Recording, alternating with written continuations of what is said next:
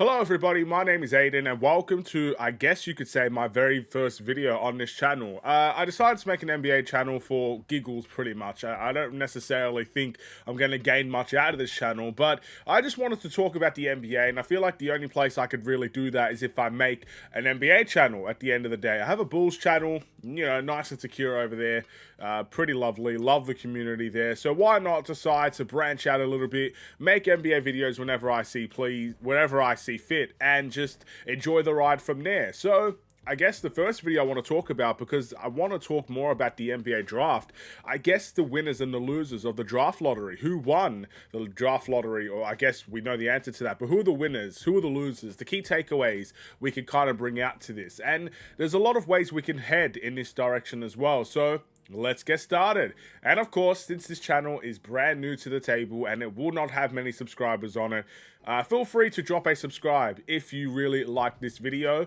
And like I said, I don't plan to make this a daily sort of situation. I don't think I'm going to make daily videos on this platform, but I want to talk about the NBA, and whenever I feel like there's a topic that really intrigues me, I feel like this is the perfect place to upload it. So yeah, I'm really happy to start this. I'm nervous as well because I don't necessarily think I know the absolute most about the NBA. I'm definitely no analyst. I'm no reporter. I don't necessarily know everything about every single player and every single team and all these things, right? But I'll try my best. Let's talk about some key takeaways, shall we? And I think this is very obvious. The first key takeaway, the first winner of the draft lottery, is the one that ended up winning a coin toss and getting Cooper Flag, and that is the Dallas Mavericks. Now, look, I've already mentioned, I'm a Bulls fan. You can see from the hat, you know, it's a tough one for us to swallow as Bulls fans, considering it was a coin toss that took Cooper Flag away from the Bulls, and I would have much rather the Bulls have a Cooper Flag than a Dallas Mavericks. But what a way to save a franchise, ladies and gentlemen. Basically, going from trading Luka Doncic, which I still think was a really harsh and stupid move to make, in all honesty, to now getting Cooper Flag and can sort of save that franchise. And here's why I think Cooper Flag could save that franchise. Now, ultimately, we don't necessarily know if Cooper Flag is going to be the superstar we all expect him to be, but there's a lot of high hopes there, right? What I liked about Luka Doncic on the Dallas Mavericks is that he is going to be built, if he stayed there, of course, for the team after the current team that they're on. So, obviously, with Luka, you got Kyrie next to him, you got Klay Thompson, and you had Daniel Gafford. You got a really good squad around them that made the Western Conference Finals, made the NBA Finals, and that is really positive. But after those guys are gone, because let's be honest, those are aging superstars, those are aging players, Luka would have been there for the next team to develop and to build around. And I think that was really important for the Dallas Mavericks. It helped secure their future. So if Cooper Flag is going to be anywhere near the level we expect him to be, Dallas now has another player in their possession, assuming they pick Cooper Flag, that can be the player after this current squad, after the Kyrie and the Anthony Davis and the Klay Thompsons, who are getting older and who are leaning towards the end of their career compared to the beginning of their career, if you know what I mean. So it's an important pick for Dallas, and it definitely helped their franchise. And ultimately now we just have to wait and see what comes with Cooper Flag and whether or not that hype is going to be lived up to. It should be an interesting experiment, to say the least. The second winner we could take away from this is the Philadelphia 76ers, who finished in the third position and will be picking third in the NBA draft. Another team that rose to the occasion based on their percentage. They weren't expected to be there, but lo and behold, the Philadelphia 76ers are there. And the reason why Philly intrigues me more than probably the Dallas Mavericks at the moment is because they have so much decisions to make on their future. I mean, you've got Joel Embiid sitting there right now. Probably even himself is thinking about where his future is going to be in the NBA. And Philly has a decision to make about whether or not they should be trading a guy like Joel Embiid or even a Paul George and really starting that younger movement, trusting in that process again.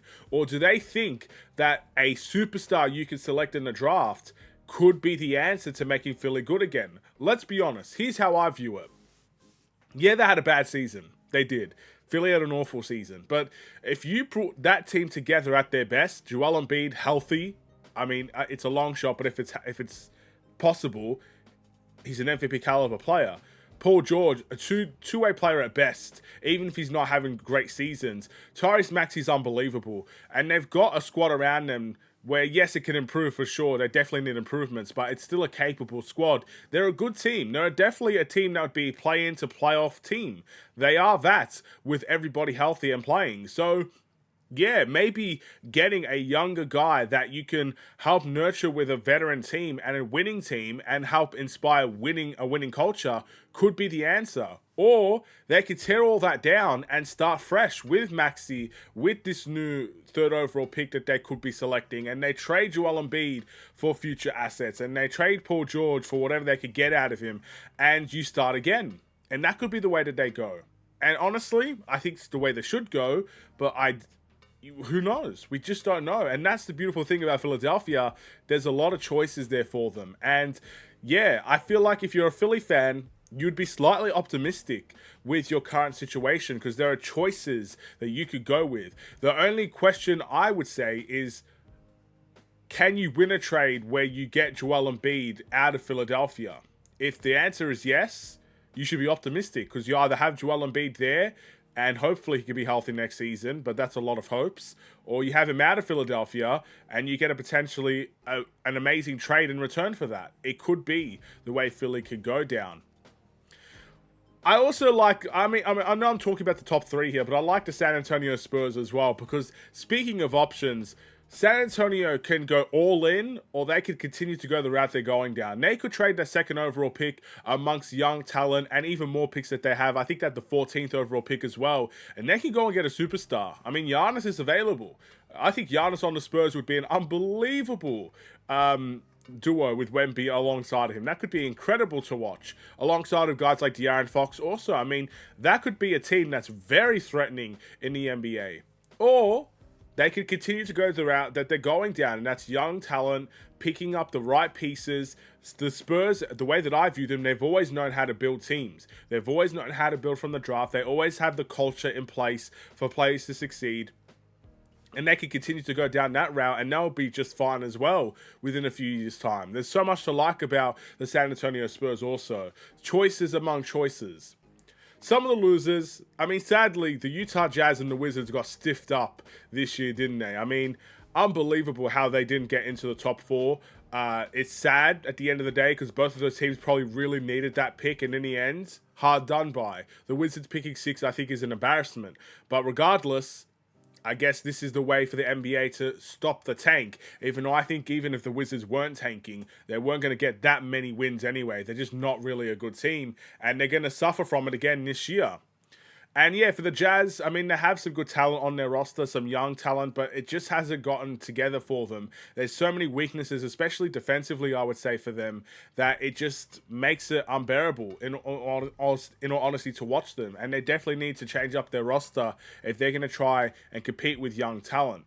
And I would say the Bulls as well. I mean, as a Bulls fan, I think it's very easy to say the Bulls are a loser in this situation. And that's because the Bulls are a loser in this situation. They're a big fat loser. I mean, we lost Cooper Flag to a coin toss, and now we're sitting 12th in the NBA draft. I mean, to be fair to where we expected to go, it just hurts. And I guess if I'm hurting from that situation, it means we lost. Deep down in our hearts, we lost in the draft lottery. Staying the same for a lot of us is not a loss, but when it's a coin toss, that's the difference. Yeah, that's a loss. And I'm pretty sure the last time we had a coin toss with the Dallas Mavericks, they ended up copying Luka. So, you know what? Dallas just kicks our ass every time. So, congratulations to Dallas. And for the Bulls, I guess another year of hoping we can find a hidden gem in the draft. That's going to be the idea. Let's see if we can get that done. But yeah, couple of key takeaways there. My first video. By the way, I should let you know, there's no scripts here. I don't have notes. I don't have scripts. I'm not reading anything. This is my authentic self. I like doing these videos like this. So even if it sounds repetitive or sounds stupid, this is how I honestly think in real time. And I think that's the beauty of what I do and the videos that I make, is that you're getting my authentic self. You're getting my honest opinions. Sure, I may leave some things out. I mean, I'm sure there are a lot of key takeaways, a lot of winners and losers. I think Charlotte at 4th is a big victory for them, in all honesty, even though I think they should be higher. Regardless, Yeah, this is my authentic self, and I hope you guys can understand where I'm coming from.